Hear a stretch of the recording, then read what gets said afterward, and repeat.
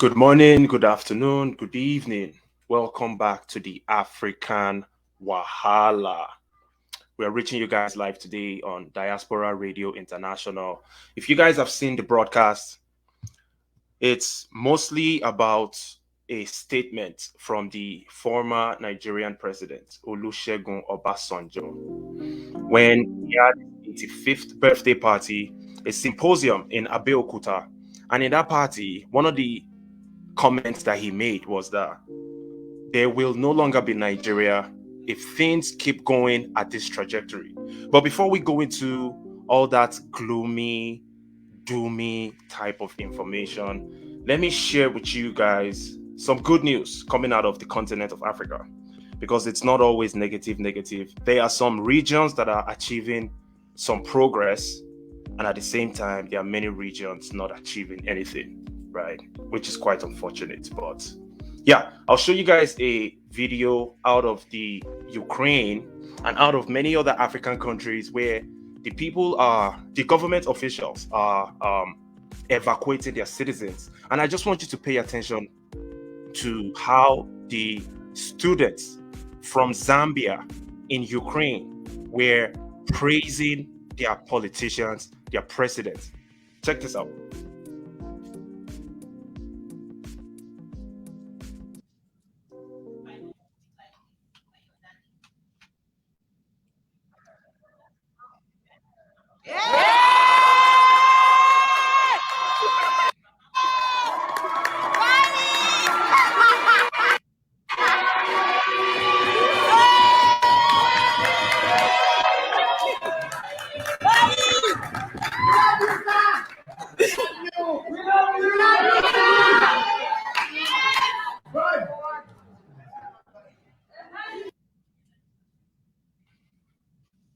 Isn't that I find that very touching?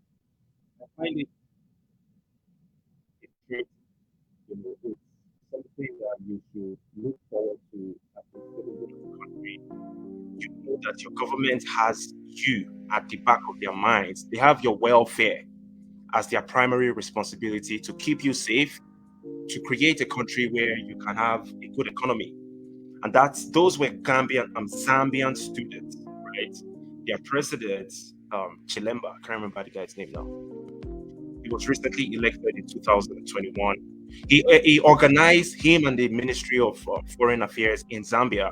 They organized the evacuation of Zambian students trapped in Ukraine. And these students had an opportunity to have a video conversation with their president. And they were celebrating, they were screaming, "We love you." That's such a thing. I, I highly commend that. If people can have it creates a world of people with choices. We know that's not the case in Nigeria. That is not to say that the Nigerian government does not recognize the evacuation of students from Ukraine. They budgeted some ridiculous amount of 3.5 billion naira to evacuate 5,000 students. But it's crazy because at the same time, while the people are being evacuated, there are many Nigerians that have volunteered themselves to the Ukrainian embassy asking to go fight against Russia in Ukraine, which to me sounds crazy. Let me see if I can find that video. It sounds crazy to me because people are actually trying to go to another country that has turmoil to go help quench the turmoil while they have turmoil in their own countries. But at the same time, I understand where they're coming from because if you are from a country and you have been stifled, you have been, your chances of blossoming has been cut down by the system of the country.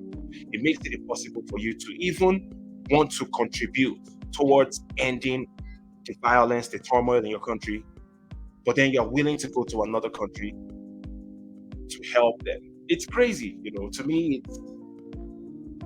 it's sad because it shows you the mindset of the people these days. And I don't blame them. I can't blame anybody for volunteering his time, saying, I want to go to Ukraine, fight against the invasion over there because that's what I believe in.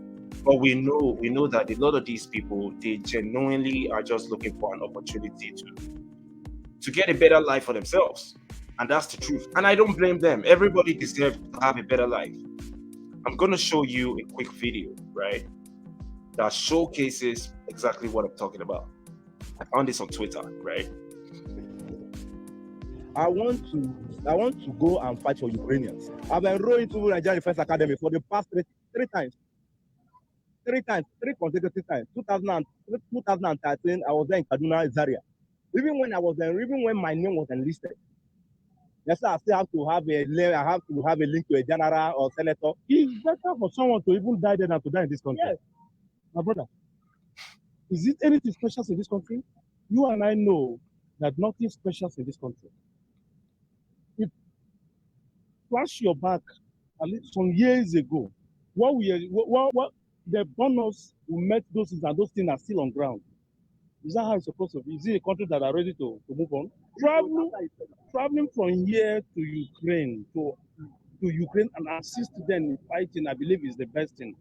Is the best thing that Nigeria you understand? And you be guaranteed, even if you die there, I'm sure that your family will not suffer here in Nigeria. That is our mindset, People have become so hopeless.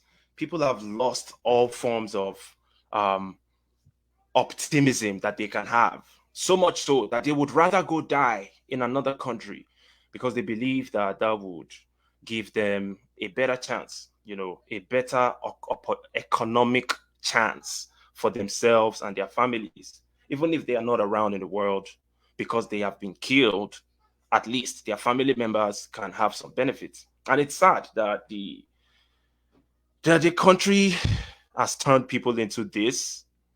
The country has turned a lot of people into desperate opportunists that will do anything to make money. Because let's be honest, if you don't have money in Nigeria, you are not going to be treated with any form of dignity by everybody. That's just how it is in the country. So people have naturally gravitated towards looking for any means possible to make money so they can be treated with dignity. You find teenagers these days trying to get into money rituals, killing themselves, all for money. It wasn't this way back in the days. Things are progressively getting worse. But I said all of that to say this. Obasanjo, the former president of Nigeria, he had his 85th birthday party in Abeokuta.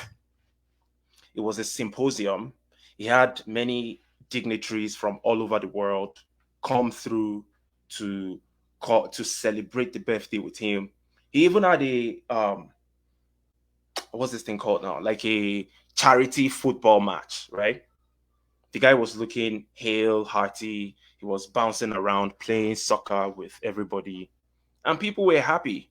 But the comment that he had a long speech. I'm not going to go into the full details of the speech.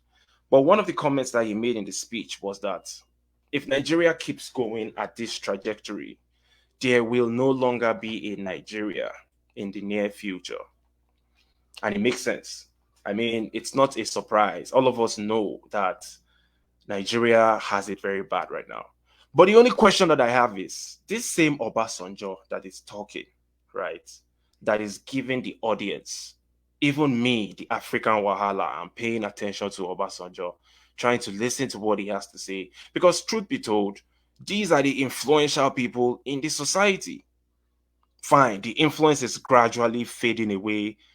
Before long, people like Obasanjo will be completely irrelevant. Okay. And that's just the nature of the world. He's an old man. He has already retired from politics. He's still involved to an extent, but he has resigned from a lot of these administrative roles. But his voice is still powerful because of his past leadership positions, being the president, and for having a strong political influence in the country. So when he comes around and says Nigeria will probably no longer exist if things continue going this way, he also had some criticism for the guys that are currently running for the presidency, 2023, talking about guys campaigning like Atiku, Tinubu. Those are the two that I can remember because those are the most notorious two that we can think of. He said a lot of these guys, if the ICPC, that's the corruption organization, the organization that fights against corruption, ICPC, I can't remember the acronym, and the EFCC, the Economic and Financial Crimes Commission, were doing their jobs correctly in collaboration with the judiciary arm of government. There are a lot of these guys that are competing, contesting to be the next president. They should be in jail. I completely agree. Yeah, that's true. But Obasanjo too should also have been in jail. Okay, he's just exactly like them. There is no difference. As a matter of fact, I feel like Obasanjo's personal vendetta against guys like Atiku Abubakar makes him come out and says those indirect comments towards guys like Atiku. That doesn't mean that Atiku is holy, because Atiku, in my own books, is one of the people that should be in jail. Okay, because he contributed to the destruction of Nigeria while he was the vice president, while he was the head of the customs. These guys played with corruption. They made themselves multi-billionaires. These guys have billions, bro. They have mansions in Dubai, in the US, in all these fancy countries. They don't even live in Nigeria. Atiku does not live in Nigeria. Atiku lives in Dubai in a big mansion, you know. And then after spending years in Dubai, he comes back to tell young Nigerians that I will rescue you. I need to be your president so that I will save your future. And people still fall for the okie dokie, which is crazy to me. And then you have Tinubu. That is the second guy that I can think of that Obasanjo was probably talking about in his symposium. Tinubu too, that one is just, bro, that guy has a lot of record, a lot of negative things that you can pinpoint towards him. And you can easily take him to a competent court, charge him against those crimes, because those crimes contributed to the destruction of Nigeria and the destruction of millions of lives. But that wouldn't happen. Tinubu also doesn't even really live in Nigeria, if you think about it.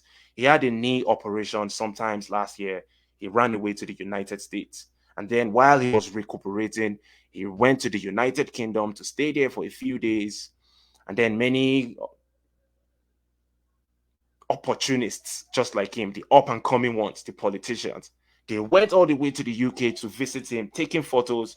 Oh, Awasiwaju, oh, get well soon, so that you can come back to this country and give us more power, and we can all continue making money and at the expense of the people. You see, the bottom line why a lot of us are angry is that we have a society where a tiny fraction of the people have all the wealth, while the vast majority are poverty stricken. That's why we are unhappy. Point blank and period. There is no other explanation about this. If the wealth was close to evenly distributed, whereby majority of the country, of the citizens, have access to a decent life, there will be less agitations. There will be fewer people calling for the breakup of Nigeria. There will be fewer people asking for the amendment of the constitution or asking for a restructuring, all that stuff that a lot of people are asking for and fighting about, getting killed, putting their lives on the line for. They wouldn't be existing this day if the wealth was distributed evenly, at least to a large extent. We know there is no society that can accomplish 100% efficiency in wealth distribution. It's not possible. But the least you can do is try to distribute the wealth to the people so that the average citizen has a decent life. But that's what we lack in Nigeria, right? And then you think about the same Obasanjo that is talking about, oh, these people, they should be in prison. Nigeria might no longer exist. Baba, we know that already. We know it already. Okay. If you have been paying attention to the Nigerian political, economic, and social structure in the last decade, you know that things have progressively gone worse to the bottom of the barrel level.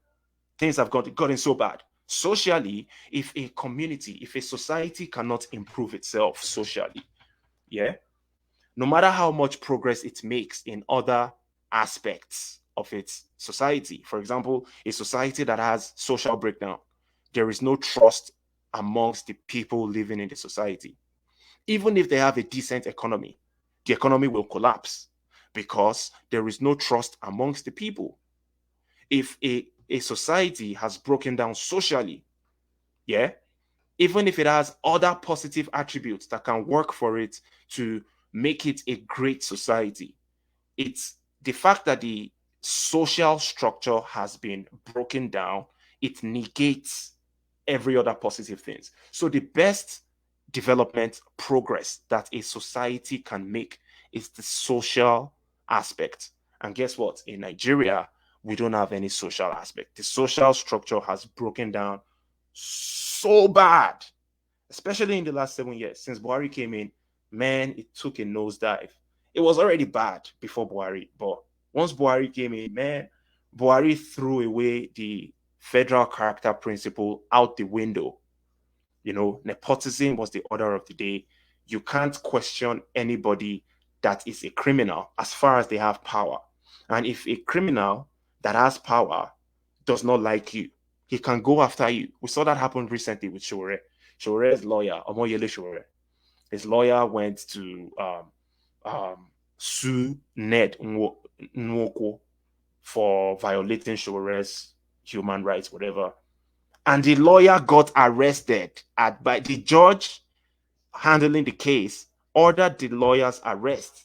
Then the lawyer was trying to figure himself out, trying to get a bail from the situation. So that is Nigeria for you, right?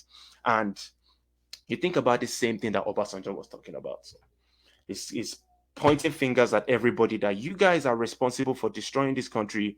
I did my part. This is Obasanjo's words. Now, I am paraphrasing. I did my part in fixing this country and building a nation. I did my part in contributing towards nation building, because nation building is what we need the most. And if we are not successful in building this nation, then that will be a serious detriment to all African people and the entire world. But we need to ask Obasanjo a question. What about the $16 billion that you spent for improving electricity between 1999 and 2007?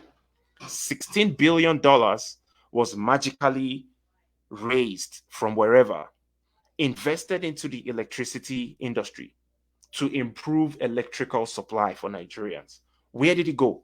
It went down the drain. Not a single cent of that $16 billion can be accounted for. Did anybody go to jail? No. Back then in 2007, the judiciary was still decently strong.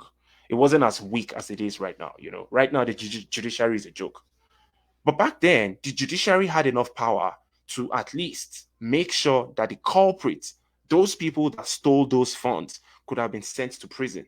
That would have brought some sort of accountability and restitution to the victims, because we, the Nigerians, are the victims. Okay, we are the ones that don't have electricity still. Now we have many other problems, but let's just focus on electricity. We still don't have electricity in 2022. Like, it is rocket science. Even smaller African countries, they've gone past that level. Listen, if that's $16 billion, if just half of it, 8 billion, was thoroughly invested in improving the electricity of Nigeria, by now, at least 30% of Nigerians, just 30, would have had access to 24-hour power supply. But we know that's not the case, man. How many Nigerians have access to power supply? Maybe 0.0001%. Maybe those people that live in those expensive estates in Lekki, in VI, in some parts of Abuja. When you go to those billionaires' quarters where they don't take lights, those are the only people that have electricity. The rest of the population, 99.777%, has access to nothing. Within not having access to electricity, even after investing $16 billion, and that was just Obasanjo, because successive regimes have invested billions of dollars as well. And let me put that invested in quotation. They have invested billions of dollars in improving the electricity supply in Nigeria, but we still don't have it. So where did the money go? But if you think about it, this same Obasanjo, when he came out of jail around 98 or 99, right? He was in penury. He had nothing because his rival put him in jail. He did not go to jail due to a just cause. He went to jail because his rival, Sani Abacha, was thinking, this Obasanjo might stage a coup against me. Let me throw him in prison. So it wasn't even a case of justice. A criminal threw his rival in jail. That's what happened. Now, that guy came out from jail. He had nothing. He was a poor man when he came out of jail. Then he became the president of Nigeria. Fast forward, he is a billionaire. So you do the math. How can you not have anything and in a few years you become a billionaire? Meanwhile, you have access to billions of dollars that you can borrow from different sources or you can source from wherever place in the name of Nigerians. And you say, yeah, we are going to use this money to improve the infrastructure like the electricity. And that does not happen, but the money disappears. The $16 billion disappears. The Nigerians still don't have the infrastructure. Yeah, but you are now a billionaire. Do the math. So you can't tell me that these guys are not hypocrites. Obasanjo is a complete hypocrite, complete absolute hypocrite. And that doesn't mean that he did not do some good things, okay? Because when Obasanjo came into power, he negotiated the forfeiture of a lot of foreign loans that Nigeria had owed to Paris Club and all those foreign institutions that borrow money. Okay, he did all that negotiation. When he left power, he had a lot of money left in the Federal Reserve. He tried a criminal activity by manipulating the constitution so that he would have been able to run for the third time, for the third term, right? He wasn't successful. And then Musa Yaradua came in. So at the end of the day, Obasanjo is not a complete looter, but he is still a looter. And once you've looted, you have contributed to the destruction of the country. And if you have contributed to the destruction of the country, you have added to the suffering of the people. That little, quote unquote, little action that you did back in the days that contributed to the destruction of the country today has snowballed into a mega mess. So much so that right now you are even coming out to tell the people that, man, this country might no longer exist if we keep on going at this rate. But Obasanjo, you're not the one that needs to tell us. We know this already, okay? We know that this country has gone to shit, okay? Successive governments, they keep on coming, lying to the people, and the people keep on falling for their lies because of many other aspects, like the cultural influence, the religious influence. For example, you see a guy like Obasanjo. Let me show you guys a photo. I need to show you this guy's photo. Now you look at Obasanjo's face here. You're thinking, oh, he's an old baba. Oh, he's an old baba. This old baba needs to be. Let's just pity the man. But you can't just pity someone that has contributed to the destruction of your life. If someone has committed a crime, he has to pay for the crime. And that's the simple truth. You can't just continue allowing your emotions to forgive people that contributed to the destruction of your life. That it does not work that way. Okay. Regardless of this man's age or anybody else, this is not even an attack on Obasanjo. Regardless the age of anybody that has contributed to the destruction of Nigeria and the lives of the people, they still have to be tried in front of a competent court and thrown in prison. Now, I know some of you guys might be like, that will never happen. No be Nigeria, it will happen. And I agree. Yeah. The Nigerian judiciary institution is weak. It will not prosecute people like this. It will not even probe them. There was a time EFCC probed the $16 billion that Obasanjo spent on improving electricity in Nigeria. They came out with a 20-page report telling Nigerians that, no, Obasanjo is exonerated. He didn't commit any crime. Just let it go. Okay, if he did not commit any crime and the $16 billion disappeared, who committed the crime? And has that person gone to prison? You're not going to get those kind of answers because it's Nigeria. a country without justice, a country where only poor people end up in prison, and the rich people that end up in prison are the rivals of the people in power. So that is a system without any form of justice. There is no justice and there cannot be peace. And the agitations will keep on getting worse, especially because people's lives are hard. They don't have the same electricity and they don't have gasoline, petrol. So they don't have petrol, they don't have electricity. Their livelihoods have been taken away because their lives are hard. So you think the people are just going to sit down, suffer, and die? No, they are not. A lot of people are going to be agitated. So please don't allow all these emotional things. You look at this man's face. Oh, he's an old man. Oh, he's an old baba. Just let him go and retire and play with his grandchildren. No, that's not how it works. In a normal society, regardless your age, if you have committed crimes that have destroyed the lives of people, you have to pay for those crimes. You need to sit down in front of a competent court and a judge, investigated, tried for your charges, and possibly thrown in prison. That's how it works. Stop using emotions, telling people, he's an old man. Just let him go and retire and play with his children. That's the same narrative that a lot of people have for Tinubu. They tell themselves that this Tinubu, he's just peeing on this man just peed on himself in public, embarrassing himself. This man just shit on himself in public. Eh? Can't he just relax and go and play with his grandchildren? Which relax be that one? After he has already destroyed the lives of millions of Lagosians and Nigerians as a whole for decades, they are telling him to go and relax just because he's an old man. That's not how it works. I'll give you a typical example. Rwanda. Rwanda had a genocide in 1994. They had a civil war between 1990 and 1994. In 1994, after the genocide in April, a lot of the people that led the mass murders of the Tutsis, the Hutu rebel leaders, a lot of them fled the country. They went to other countries of the world, right? Some were captured in Rwanda. The ones that were captured in Rwanda, they were tried and sent to prison. Before they were tried and sent to prison, a lot of them had to make public apologies to the victims. The ones that had ran away from the country, they had to send video messages of themselves apologizing for their part in the genocide. If you don't know how important that is very important for restitution. Because the words from those killers back then, right, it made their victims, the family members of those people that were killed, forgive them.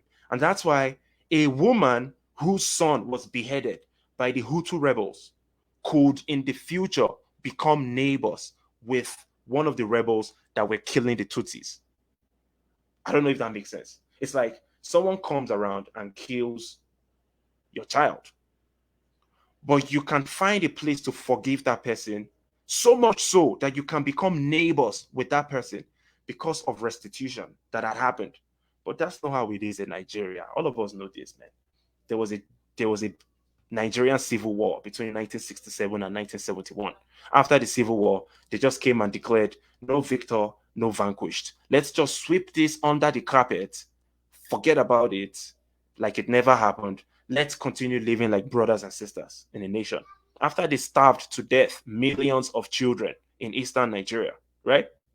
And you expect the people to just sweep it under the carpet and keep going. The people that led the genocide, yeah, the people that led different genocides during the war, a lot of them became presidents, governors, senators. A lot of them are still in power till this day. Instead of being in prison, they are the ones in power. So if you have a country without peace, without justice for an extended period, it's only going to lead to more problems, point blank and period. And at the same time, you have a lot of those genocidists in Rwanda back in the days. They have been in prison till this day. They've been in prison for the last 28 years. Yeah. Some of them have come out in interviews. They're in their 80s, 85, 88 years old, coming out in interviews and, still saying, man, we shouldn't have done what we did. We regret doing what we did. That is how you create peace in a society. And that's why Rwanda right now is accomplishing some of the highest progress in Africa in terms of peace because they've gone past that situation. We've had many wounds, many chaotic situations in the past that we never gone past. People are still hurting, and to make matters worse, the people that perpetrated these crimes are now the lords over the victims that are still alive. There cannot be peace in such a society. So, Obasanjo, you are a hypocrite. Okay. We agree with some of the things that you said in your symposium during your birthday.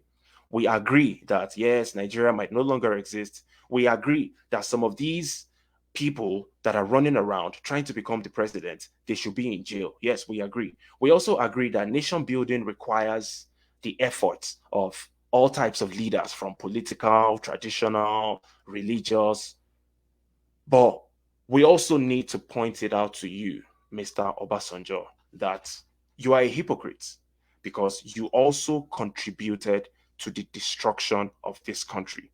You did some good things, but the head that carries the crown, has a lot of expectations. How is that said? I mean, if you're a leader, there is a lot of expectations.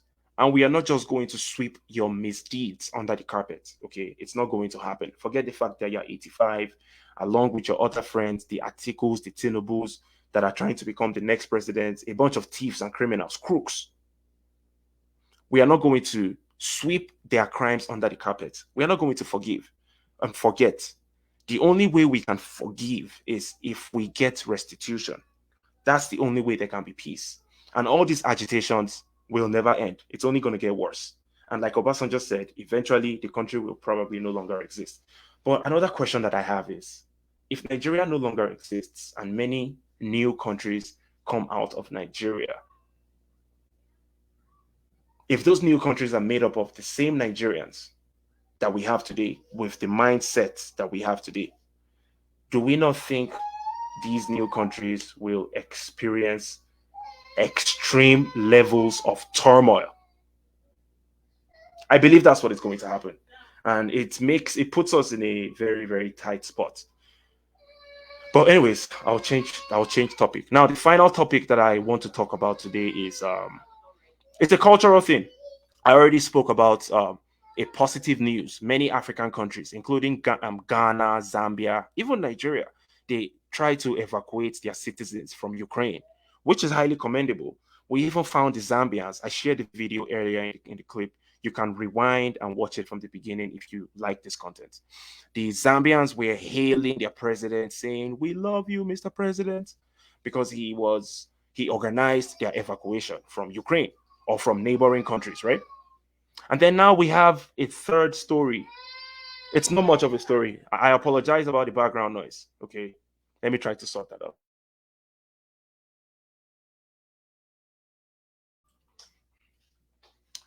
Ruben Abati. He is not a big deal. Okay. Ruben Abati is not a big deal. He's just a newscaster. He's should I call him a journalist? He works with Arise TV. A lot of us know him. He was also an advisor to Goodluck Jonathan when Jonathan was the president, right? So Ruben Abati, he had one funny situation over the weekend where one of his colleagues was calling him by name and he got upset. Now, this is not even an attack on Ruben Abati. This is to showcase our mindset as a people and how we allow culture to prevent us from making progress. So let me play the video for you guys real quick. To give us more updates on Nigerians who were evacuated from Ukraine via Bucharest airport in Romania is our Rise correspondent Mary Chinga, who is on ground after that. As we listen to some of the returning. Mary, good morning, and thank you for joining us on the morning show. Good morning, Ruben. Good morning. Good morning, Ruben. Good morning. Can you hear me? So, the way you are calling Ruben, yes, I can it's hear like you, you were at Ruben. my naming ceremony when I was born many years ago. But carry on. What's the situation report out there? Okay, so students here are basically. Is the process smooth? or are they going through extraordinary specs on their arrival? Ruben, I would say that the Nigerian authorities are generally warm. Their posture is that of, them being warm to receive this Nigerian student who actually look very exhausted and in need of love and all of the kindness they can actually get from the Nigerian government. All hands are on deck right here, and they're giving them their best. All right, thank you so much. Okay, thank you, Mary. I see you are in love with my name. You like to keep calling me. Okay? When I see you, I will tell you my history in this profession. Okay? All right, it's time for a short break on the morning show. Now, when we return. So it's an ego thing. I don't know if you understood that video. So what had happened was that some Nigerians in Ukraine that were being evacuated, right? At the airport, Arise TV had a correspondent that was, giving the situation report to Arise Studio so they can share that with their audience. And then Ruben called the lady by her name, Mary or Chinda. I can't remember what her name was now. And the lady asked her a few questions. What is the situation at the airport? And the lady said, "Good morning, Ruben. Good morning, Ruben." She said it a few times because of a lapse in communication.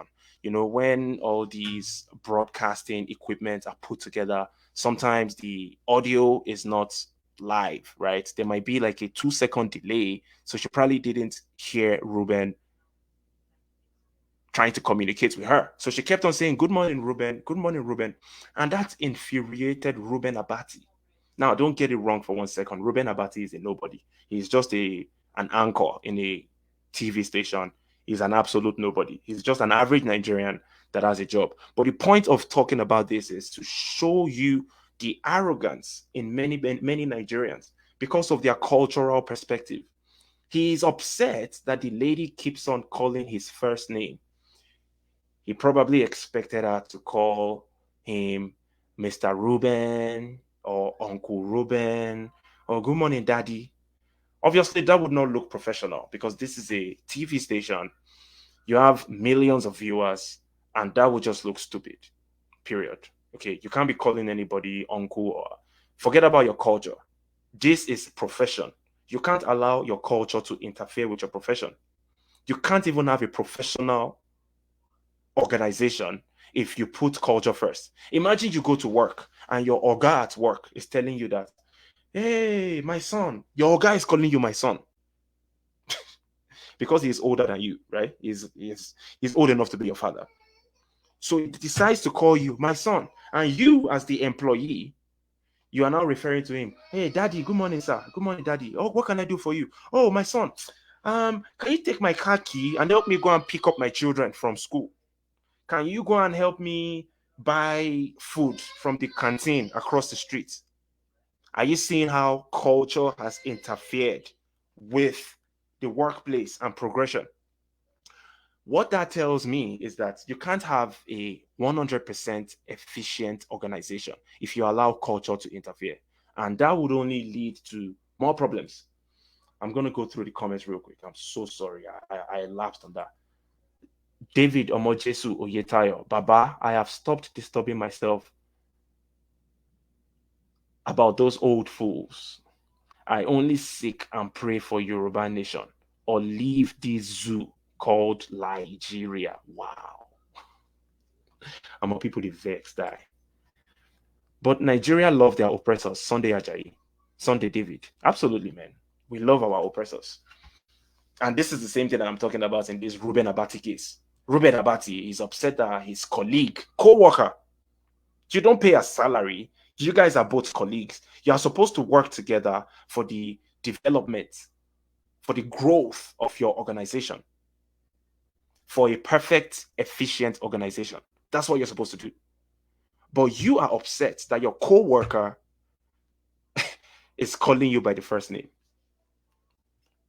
And this is the same mindset that many Nigerians have. You hear them calling a Buhari that you know that has destroyed your life, destroyed your economy, destroyed your security. He is in London for medical treatment while you are suffering without petrol, without lights, with bandits killing you, with a terrible country. Your president told you, "I'm going to go and relax in London. Okay, you people can sort yourselves." But you still call the guy, Baba Buhari. That Baba, Baba Buhari. You see all this Baba, make him just finish in term, in tenure yourself, make him go rest. We don't tire for him. So you're not going to ask for accountability. You're not going to ask that this man that has destroyed the lives of people, he has to be held accountable. He needs to go to prison, minimum. You're not going to ask for that. Or you're going to say that make this Baba just go, make him go rest, play with his grandchildren. This is how we allow culture, okay, to interfere with our progress. And it interferes with our ability to be logical human beings. There is no reason whatsoever. Okay, Ruben was completely out of pocket, out of place for telling that lady that, oh, when I see you, I'll give you a history on my journalism. Who gives a damn your history, bro? Nobody cares about your history, man. You're just an employee here like me. Get out of my face with that nonsense, man. I remember my friend. He was working with Rivers State Electricity Distribution Company. Yeah, I had to call out the name, in Port Harcourt. So this guy has a master's in electrical engineering or something, right? He gets a job with Rivers State Electricity Distribution Company. They pay him normal Nigerian salary, 100K or 90,000 naira per month, which cannot do anything in today's economy. Now, while in this guy's department, there are two older guys that have been in that company for 20 something years. Him is a fresh recruit working in the company. But he has the technical know-how because he's the one that just finished with a master's degree. He's a young guy, he has learned some new technologies while he was in school. But because those two older guys in the department looked at him like, this one a young, small boy now. This one a new graduate now. Me, I don't did this company for 20 years. I can't listen to him. The younger guy that has the technical know-how that would be more beneficial for the distribution of electricity in River State because of his technical know-how. The older people in the department, they will not listen to him because to them, he is a small boy. That's the same thing that Ruben Abati just showcased. And that is the same culture that we can see across Nigeria in many, many facets. You find people that are intelligent, they are stifled by people just because they feel like, I'm older than you. You need to shut up. When elders are speaking, don't talk. Bro, those times have gone, man. I'm not saying you should stop respecting elders because we all have elders in our family. Apart from the fact that we have elders, a lot of us pray to become elders at some point, and you want to be treated right. But most importantly, it's important that you treat every human being with respect and dignity, okay, until they prove otherwise. All right. But that's not the case. We've allowed culture to come first. And this culture is one of the reasons why it has been easy for these guys to run away. Talking about the politicians that have wrecked Nigeria, it has been easy for them to run away and not being held accountable over the decades simply because there is that cultural aspect. Oh, now Baba now. You remember that Minister of Education that walked out on Nance last week? He was upset that the Nance leaders were rude. So you that you're a leader, okay, a minister, you think you're just going to have it easy. You think people are not going to be upset with you and they're going to come at you in harsh tones. You think people are not going to be rude at you. It's your own job, you as a leader, to be calm, to have emotional intelligence and a cool temperament. And you should always know how to engage people. If you allow your ego come to the surface and you walk out on the people because they were rude, then you are a buffoon, my guy. You are a disgrace. You're not supposed to be in that position. You're an idiot that should not be in that position. That's how it is. But we've allowed culture, religion. Oh, it's our culture and tradition. Our culture and tradition comes first. Sorry. Our culture and tradition demands that you always have to respect your elders, even when they are thieves. That doesn't work, man. That's not how it should be. But with all of that being said, me, I'm done with my live stream. I appreciate everybody for coming through. Um, I was supposed to be here on Diaspora Radio International on Saturday, but I did not have the opportunity. But I still had to cook it up this Sunday evening, for those in the Nigerian time zone, the European time zone, to see some things that are going on and make some decisions. Okay, Obasanjo comes out telling us that Nigeria might no longer exist at the trajectory that it's going. Fine, we agree with that, but we also need to remind Obasanjo that you are one of the people that drove Nigeria into that trajectory. Okay, so it makes you a hypocrite. If Nigeria was a normal country, you and all these other guys that are contesting for presidency, you should be in jail. Okay, because I just mentioned just one example, the $16 billion that Obasanjo invested in electricity between 1999 and 2007. It went down the drain. Did anybody go to jail for that? No. Do Nigerians have electricity today? No. Is Obasanjo a billionaire today? Yes. So do the math. Do the math. Obasanjo's friends too. They are all billionaires. Do the math. Okay. And then I also talked about the Ukrainian situation. Many African countries have stepped up to the plate. They have started intensifying efforts to evacuate their citizens. I particularly spoke about Zambia. Zambian president was hailed by the students. The students were actually screaming and chanting, "We love you, Mr. President, we love you," because they were happy that this man went above and beyond to keep his citizens safe. And that is the primary responsibility of a leader. And then we also spoke about the a cultural influence that we have in Nigeria using Ruben Abati's recent case with the other anchor on Arise TV, where he was upset that the Arise TV anchor was calling him by name when she probably should have been calling him uncle or something. Mr. Ruben, if you don't like that job, just quit, okay? Quit the job, go and become a grandfather in the village so that the people in the village can be worshiping you if that's what you want. Because in a civilized society, you don't get to talk to people that way. Okay, on national TV, yeah, a disgrace. Very unprofessional from Ruben Abati. And I've always liked Ruben. This is not me trying to attack Ruben. I like Ruben because I like his analysis. I like the way he breaks down stuff on Arise TV. I did not like the fact that he was associated with Goodluck Jonathan because Goodluck Jonathan is one of those that destroyed this country, whether you like it or not. Because some of you guys will be like, no, Jonathan is good. Jonathan was good. Are you comparing Jonathan with Buhari? That's not what I'm saying. I'm not telling you that Jonathan is better than Buhari, but a thief is a thief. Whether you're a small thief or a big thief, as far as you contributed to the destruction of Nigeria and the suffering that Nigerians are going through, then you should be held accountable, including Jonathan, Buhari, Obasanjo, all of them.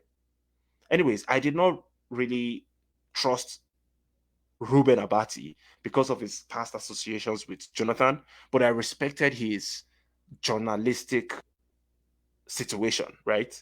Up until yesterday that I came across this video, I'm like, yeah, I knew I wasn't wrong. There was something fishy about this guy being an associate of Jonathan. But thank you guys for tuning in. I appreciate you guys. Thank you, David Omotayo, David Oyetayo, and Sunday David. I appreciate you people, man. Catch you guys next time on the African Wahala. I will be here Wednesday. It's going to be Wednesday. Actually, it'll be Thursday morning. Okay, Thursday morning, 7 o'clock in the morning, West African time. Thanks for tuning in. Peace.